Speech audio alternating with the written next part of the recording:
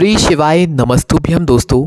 आज हम आपको कुछ ऐसे उपाय बताने वाले हैं जिन उपायों को आप साल के 365 दिन में से कभी भी कर सकते हैं और उन उपायों का जो फल है वो आपको बहुत जल्दी मिलेगा और बहुत ही बड़ा होकर मिलेगा। बस उपाय को करते समय मन में विश्वास होना चाहिए। साल के 365 दिन मतलब कभी भी आप इन उपायों को कर सकते हैं। ठीक है, तो आज हम जो आपको उपाय बताएंगे वो सभी इसी प्रकार के उपाय रहेंगे जो कि आप इस साल में कभी भी कर सकते हैं।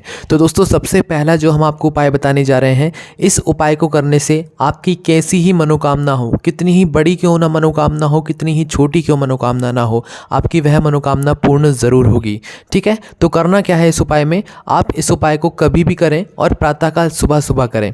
करना क्या है इस उपाय में, इस उपाय में आपको ज़रूरत होगी बस एक शमी पत्र की। बहुत ही सिंपल और साधारण यह उपाय है। इस उपाय में आपको बस एक शमी पत्र की ज़रूरत होगी, पर दोस्तों उसके साथ में आपको शिव जी की पूजन आराधना के लिए पूरी सामग्री भी रखनी होगी। जिस तरीके से आप मतलब सोमवार के दिन या भगवान शिव जी की पूजन करने के लिए जाते हैं तो एक थाली तैयार कर कर लेकर जाते हैं, ठीक है, साथ में एक लोटा जल भी लेकर जाते हैं। तो उसी प्रकार से आपको यह काम भी करना होगा इस उपाय को करने से पहले, क्योंकि ये उपाय आपको तब करना है जब शिव जी की पूरी पूजन अर्चना हो गई हो, उनका श्रृंगार हो गया हो। ठीक है, उसके बाद ही आपको इस उपाय करना है। इसीलिए आप मंदिर उस समय जाइएगा जब शिव जी पर ज़्यादा लोग कोई जल ना चढ़ा रहे हो। ठीक है, क्योंकि इस उपाय को आपको तब करना है जब भगवान शिव जी आनंद में बैठे हुए हों, उनका पूरा श्रृंगार हो चुका हो। ठीक है, कोई डबल से फिर जल ना चढ़ा रहा हो, कुछ ना चढ़ा रहा हो। ठीक है, तो आप ऐसे समय पर इस उपाय को कीजिएगा। सुबह से दोपहर के समय आप कभी भी कर सकते हैं ना। तो करना क्या है दोस्तों, एक शमी पत्र रख लीजिए अपने साथ में और पूजन की पूरी थाली और एक लोटा जल रख लीजिए, है ना। उसके बाद में आप शिव जी के मंदिर पहुंचिए। शिव जी के मंदिर पहुंचने के बाद सबसे पहले जो शिव जी पर चढ़ी हुई सामग्री होगी जलाधारी पर, वो जलाधारी को जो है अपने हाथों से पूरा साफ करके वो मतलब निर्माल्य को नीचे रख दीजिए। नीचे रखने के बाद शिव जी के ऊपर से भी आप पूरी सामग्री उठा लीजिए, क्योंकि अभी आप डबल से चढ़ाएंगे ना, आप अपनी थाली में तैयार करके लाए होंगे। बेलपत्री नहीं भी लाए होंगे तो आप बेलपत्री वहीं से धोकर वापस में उपयोग में ले सकते हैं। ठीक है, सबसे पहले शिव जी पर एक लोटा जल चढ़ा दो, पंचामृत वगैरह लाए वो चढ़ा दो, फिर से जल चढ़ा दो, बेलपत्र, फूल, चंदन, अबीर, गुलाल जो आप चढ़ाना चाहते हो भगवान शिव जी की पूजन अर्चना करने में वो आप चढ़ा दो। भगवान को भोग लगाना चाहते हो वो लगा दो। उसके बाद दोस्तों सब कुछ करने के बाद आप भगवान शिव जी के सामने एक गोल बाती का घी का दीपक लगा दो। दीपक लगाने के बाद दोस्तों जैसे ही आपकी पूजन हो जाए उसके बाद आपको अब इस उपाय को करना है। जो आप अपने साथ में उपाय को करने के लिए एक शमी पत्र लेकर आए हैं, इस शमी पत्र को आप अपने सीधे हाथ की हथेली में रखिए। सीधे हाथ की हथेली में रखने के बाद दोस्तों आप ये बात देखिए कि जो शिव जी होती है, शिव जी की जो जलाधारी होती है, ठीक है, उस जलाधारी के बिल्कुल बीचों बीच का जो हिस्सा होता है, मतलब जलाधारी का जो हिस्सा होता है, जलाधारी जो होती है भगवान शिव जी की, उस जलाधारी के ऊपर आपको इस शमी पत्र को अपने सीधे हाथ की हथेली से स्पर्श कराना है। किसको? इस शमी पत्र को। ठीक है, जो कि आप लेकर आए, बस एक शमी पत्र को अपने सीधे हाथ की हथेली पर रखकर भगवान भोलेनाथ की जो जलाधारी होगी जलाधारी पर स्पर्श करना है। जहाँ पर माता पार्वती का हस्तकमल रहता है वहाँ पर स्पर्श करना है। स्पर्श कम से कम 5 से 10 सेकंड तक आपको करके रखना है। जैसे आप लोग स्पर्श कर लो वही की वही शमी पत्र वापस से उठा लो। ठीक है, उठाने के बाद इसी शमी पत्र को भगवान भोलेनाथ के नाम का स्मरण करते हुए अपनी मनोकामना को भगवान शिव जी से बोलते हुए इस शमी पत्र को आपको भगवान शिव जी की शिवलिंग के ऊपर समर्पित कर देना है। समझ गए आप लोग? पहले जो शमी पत्र है वो आपको जलाधारी पर स्पर्श करना है, मतलब छुआना है। छुआने के बाद इसी शमी पत्र को भगवान शिव जी की शिवलिंग के ऊपर मनोकामना करते हुए समर्पित कर देना है। आप जिस मनोकामना के लिए इस उपाय को करेंगे आपकी वह मनोकामना बहुत जल्दी पूर्ण हो जाएगी। ठीक है, उपाय सुबह इसलिए करना है क्योंकि सुबह ही आप लोग भगवान शिव जी के ऊपर जल चढ़ा सकते हैं, श्रृंगार कर सकते हैं। शाम के समय कई सारे मंदिरों में जो है मतलब जल नहीं चढ़ाने दिया जाता है, तो इसी वजह से, है ना। और श्रृंगार भी जो है शाम के समय हो चुका होता है, तो आप अपने अलग से पूजन नहीं कर सकते। इसीलिए इस उपाय को आप सुबह करें तो ज़्यादा अच्छा रहेगा। शाम को भी कर सकते हैं, फिर वो आपके ऊपर रहेगा, है ना। चलिए दोस्तों, अब हम बात करते हैं अगले उपाय के बारे में। अगला उपाय भी बहुत ही ज़्यादा विशेष है और इसे भी आप कभी भी कर सकते हैं। इस उपाय में आपको करना क्या है, यह उपाय आपकी दरिद्रता को दूर करने के लिए है। अब दरिद्रता, लोग कहेंगे कि भाई दरिद्रता का मतलब ये होता है कि भाई घर में पैसा नहीं आता है, पर नहीं। दरिद्रता का मतलब ये होता है कि आपके घर में हमेशा मतलब कुछ अच्छा ही नहीं होता है, लड़ाई झगड़ा बहुत होता है, धन पैसा की कोई आवक ही नहीं है, जो भी होता है बिल्कुल भी अच्छा नहीं होता है, आपके घर में प्रेम बिल्कुल भी नहीं है, और ऐसी बहुत ही तरीक़ा की समस्या है जिससे आप बहुत ज़्यादा परेशान हैं। इन तरीके की समस्या अगर आपके घर में है तो आपके घर में दरिद्रता है। इसी दरिद्रता को दूर करने के लिए आप यह उपाय कर सकते हैं। इस उपाय में आपको क्या क्या चाहिए वो आप सुन लीजिए। इस उपाय में आपको चाहिए 2 बेलपत्री, कितनी? 2 बेलपत्री और 7 शमी पत्र, है ना। 2 बेलपत्री और 7 शमी पत्र इस दरिद्रता को दूर करने के लिए, अपने घर से सारी दुख समस्याओं को दूर करने के लिए इस उपाय में उपयोग होंगे, है ना।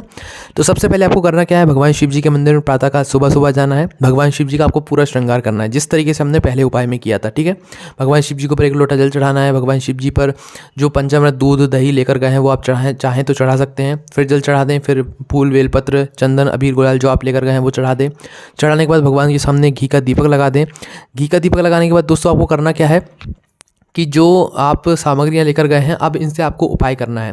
उपाय कैसे करोगे? सबसे पहले 2 बेलपत्री अपनी निकाल लो जो कि आप अपने साथ लेकर आए हो, है ना।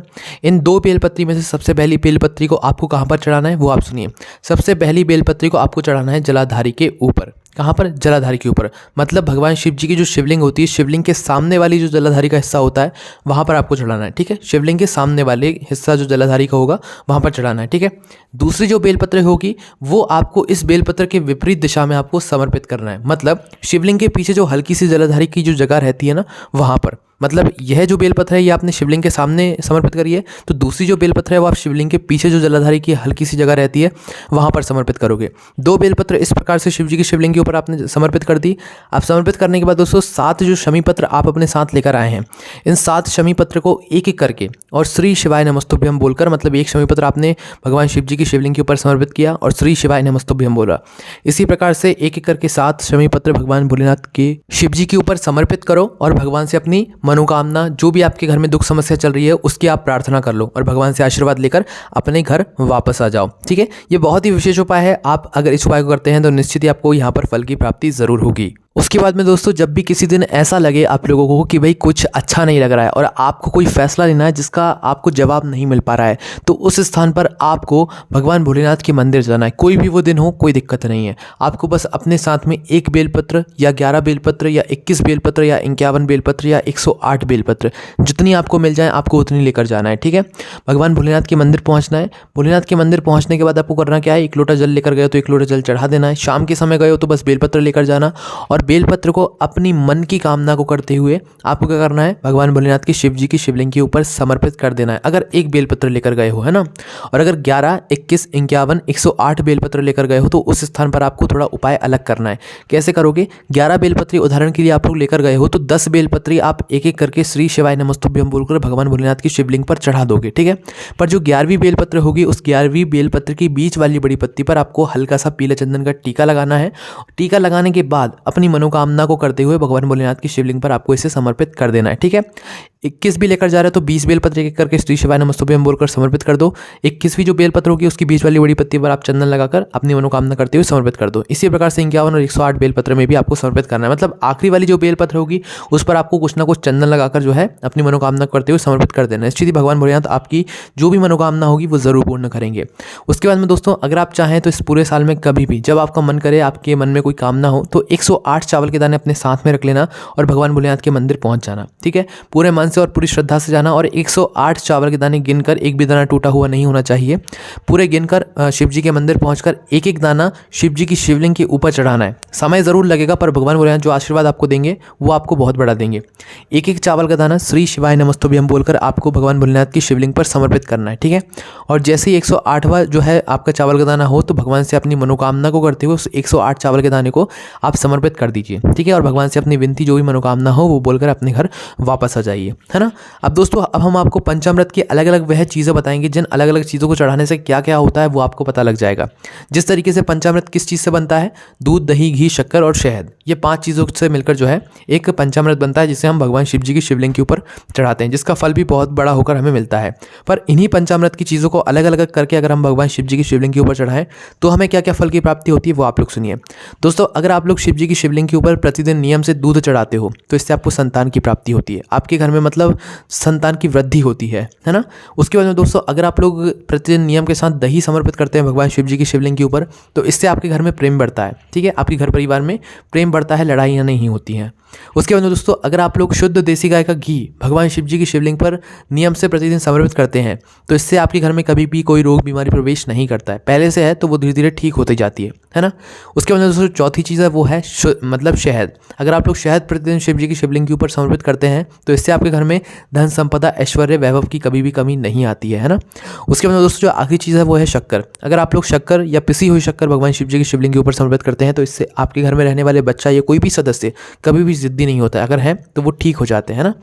तो ये सभी बातें हैं जो कि आप लोगों को हमेशा ध्यान में रखनी है, और इससे जुड़ी हुई कोई भी समस्या होती है तो आप भाई इन उपायों का उपयोग कर सकते हैं।